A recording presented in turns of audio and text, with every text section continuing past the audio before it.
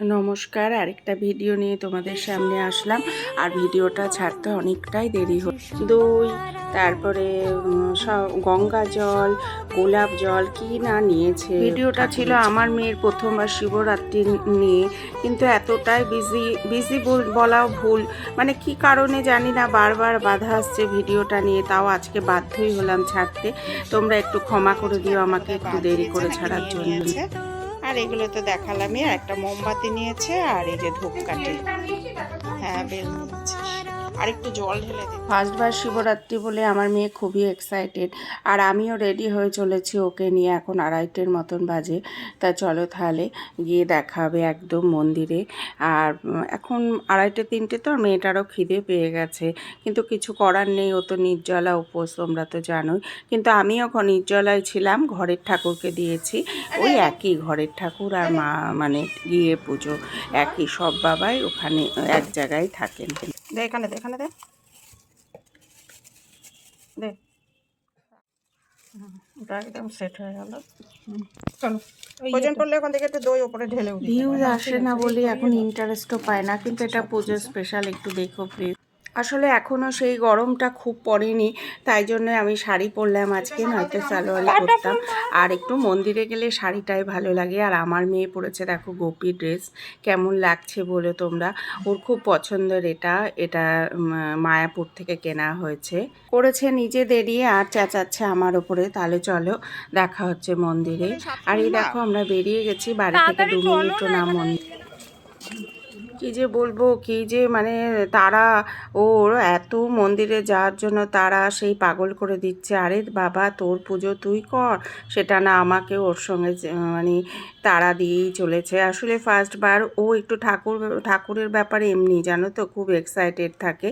আর এই দিকে দেখো প্রচণ্ড ভিড়ও নেই, মানে গুটি কয়েক লোক, 2:30-3টে বাজে তো, সন্ধ্যের থেকেই হয়তো ভিড়টা বেশি হবে। কিন্তু না, আমার মেয়ে ফার্স্টবার বলে আমি নিয়ে চলে এলাম, ও বেশিক্ষণ থাকতে পারবে না, বেচারি কষ্ট হবে, তাই জন্য। আর ও মন দিয়ে পুজো করছে, আমি সেইভাবে ভিডিও করতে পারছি না, এত ভিড় তো ঘরটার ভিতরে, সব পাশের থেকে লোক যাতায়াত করছে, সেইখানে ওদের ডিস্টার্ব করা আমারও মনে হচ্ছে খারাপ লাগে। তাই আমি একটু জল ঢেলেছি এক ফাঁকে বাবার মাথায়। তা যাই হোক, দেখো পুজো কী সুন্দর আমার মেয়ে করছে। প্রসাদ হিসেবে পুরোহিত মশাই একটা বড় বেল দিয়েছেন, কিন্তু বেলটা ছিল পচা, জানো। হয়তো ঠাকুরের প্রসাদ আমাদের কপালে নেই। ভয় লাগে, দেখো এমন করে যাচ্ছে না আগুনে। ভালোভাবে পুজোটা দিয়েছি। হ্যাঁ দেখলাম তো, কিন্তু ওপরের ফুলগুলো ফেলে দিতে হয়, তাতে কিচ্ছু যায় আসে না। আমার প্রসাদটা ওখানে আমি, বুঝলি, সব ঠাকুরের কি সুন্দর, সব ছেলেগুলোও আসছে পুজো। আমার পেছনে মেয়েটা দাঁড়িয়েছে না, মা আরেকজন গোপী ড্রেস করেছে। তাই হ্যাঁ, অনেকেই সব কি সুন্দর সেজে গুজে আসছে, ওই যে তোর মতন না, কি সুন্দর। নিজেরা ফোন ভুলে রেখে চলে এসছে, এবার মেয়েটার ওটা ইয়ে। দেখ আগুন, সাবধান কিন্তু, ওন্না সাবধান।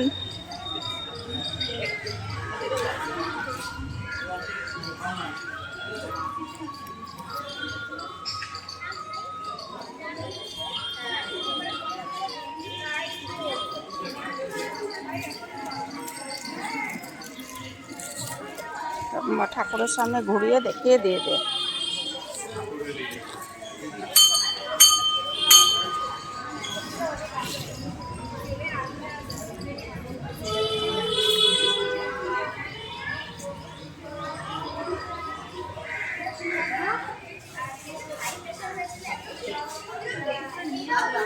ভালো করে দে, ভালো করে দেখা।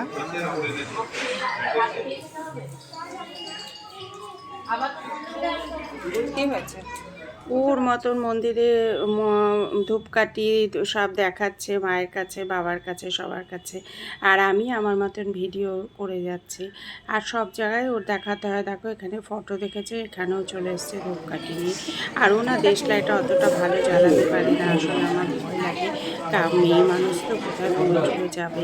আর সত্যি তার না বলছে কি পুজো দিতে এলে এখন আসলে আলু লেবু দেবে না, আমি একটা কথা জানিয়ে দিলাম, ও বুঝে বন্ধ করে আমার সঙ্গে কথা বলে বলে তাকে হ্যাঁ আমার সঙ্গে কথা বলছে, আমি তোমাকে একটা লোক দিচ্ছি বলেছি। না, আমার বোন ভালো লোক পেয়েছে। ভালো করেছি। হ্যাঁ। কাজ করে 3 দিন কামাই করে ও যে আমার বোনের বাড়ি নিন্দের স্বভাব দেখো, মন্দিরেও ছাড়ে না। উনি আমাদের পাড়ার লোক, বয়স্ক লোক, কিছু বলাও যায় না। কাজের লোক নিয়ে বলছিল ওর পাশের প্রতিবেশীর নামে নিন্দে করেই যাচ্ছে। কিছু বলার নেই, তাই না?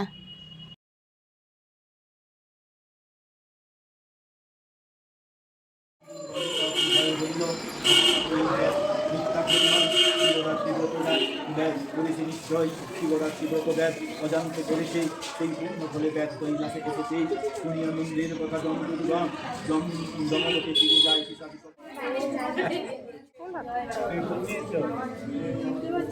এক ব্যাস ছিল যিনি বারাণসীর গুরি ঘন কৃষ্ণবর্ণ ছিল দেখিতে তাহারি স্বভাবতে খল আর আকৃতি দমন দেখে তারে পালাইত পশু পক্ষীগণ একদিন সেই ব্যাস শিকারিতে গেল পশু পক্ষী